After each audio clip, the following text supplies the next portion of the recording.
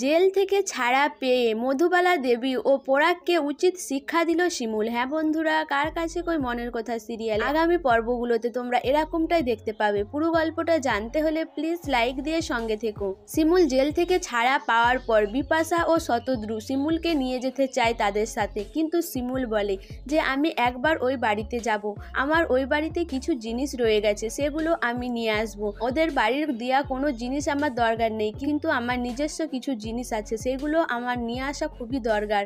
বিপাশা বলে ওই বাড়িতে গিয়ে আবার তোর শাশুড়ির কথা শুনে আর তোর ননদকে দেখে তুই যেন গলে যাস না। ওই বাড়িতে কোনোভাবেই তুই থেকে যাবি না, ওরা যতই তোকে থাকার জন্য অনুরোধ করুক, তুই কিন্তু এই ভুলটা আর করিস না। শিমুল বলে যে না, আমি আর কোনো ভুল করব না, অনেক ভেবেছি সবার কথা, এবার আমি নিজের কথা ভাববো। শতদ্রু বলে যে শিমুল, তোকে কারো বাড়িতে গিয়ে থাকতে হবে না, আমি তোর থাকার জন্য একটা জায়গা ঠিক করে রেখেছি, তুই ওখানে থাকবি তোর নিজের মতো করে, তুই নিজের পায়ে দাঁড়াবি, আমি এটাই শুধু চাই। এরপরে শিমুল ব্যানার্জি বাড়িতে ফিরে আসে। শিমুলের শাশুড়ি ভাবে যে তার বৌমা হয়তো তার দিকে ক্ষমা করে দিয়েছে, তাই হয়তো এই বাড়িতে ফিরে এসেছে। শিমুলের শাশুড়ি বলে বৌমা, আমি জানতাম তুমি আমার দিকে ক্ষমা করে দেবে আর আমাদের কাছে ফিরে আসবে, আমি জানি তোমার প্রতি আমি অনেক অন্যায় করেছি, আমি তোমার কাছে হাত জোড়ো করে ক্ষমা চাইছি, আমাকে ক্ষমা করে দাও। তখন পুতুল বলে যে বউ, তুই আমার কাছে ফিরে এসেছিস, আমি খুব খুশি হয়েছি, আমি তোকে ছাড়া বাঁচতে পারবো না। তখন শিমুল বলে যে না,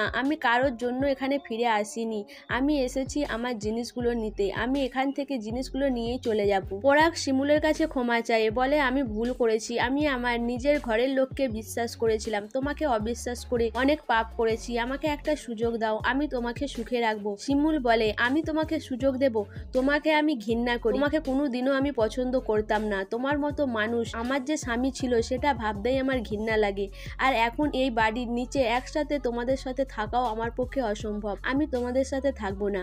আর মা, আপনি আমাকে থাকতে বলছেন, আপনি আপনার ছেলে মেয়ের কথাই সব সময় আগে ভেবেছেন, আমি আপনার জন্য কি না করিনি, আপনার মেয়ের জন্যই বা কি না করিনি, কিন্তু আপনি কোনোদিনও আমাকে ভরসা করতে পারেননি, কোনোদিনও বিশ্বাস করেননি, আপনি শুধু আমাকে প্রয়োজনে ব্যবহারই করেছেন, আমি আপনার কাছ থেকে কোনোদিনও ভালোবাসা পাইনি।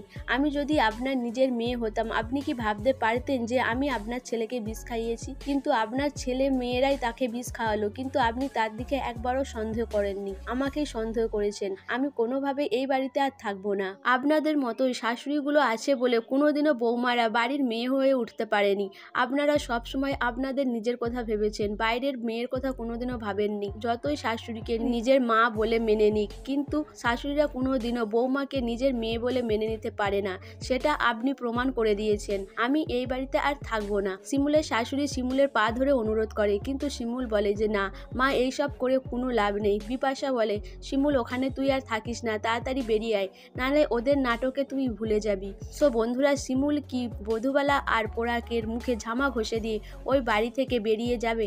আমার তো মনে হয় এরকমই কিছু ঘটতে চলেছে। তোমাদের কি মনে হয় অবশ্যই আমাকে কমেন্ট করে জানাবে, আর আমার ভিডিওটা ভালো লাগলে প্লিজ সাবস্ক্রাইব করে দিও আর লাইক কমেন্ট শেয়ার করো।